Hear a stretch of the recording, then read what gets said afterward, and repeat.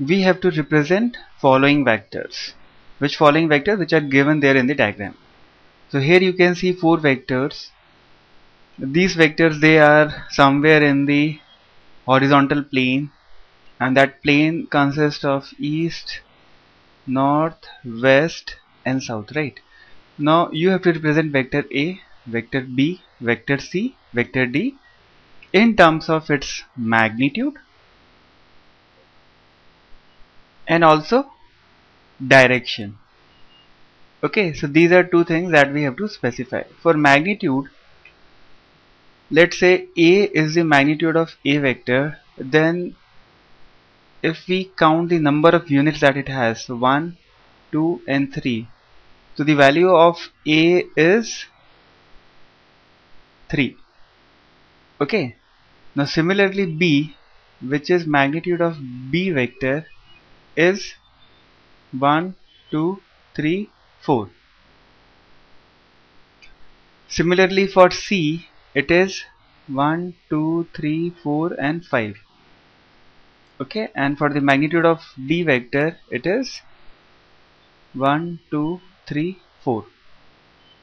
Okay, now we know the magnitudes, but how to exactly specify vector A?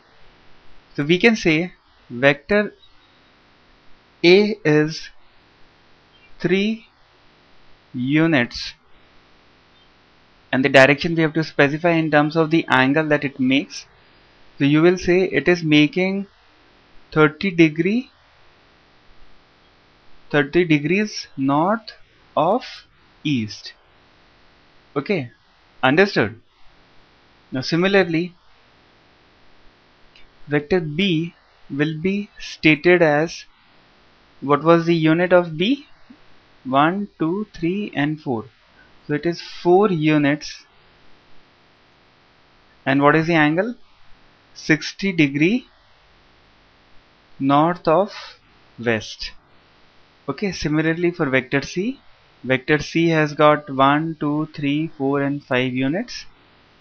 So it is 5 units, and the angle that it makes is 75 degree west of south.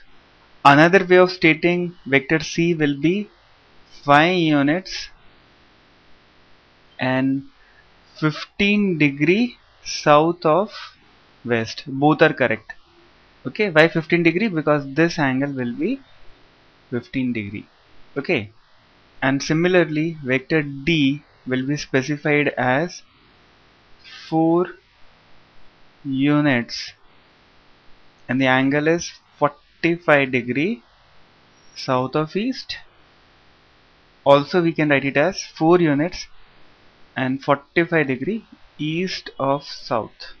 Okay, both are correct.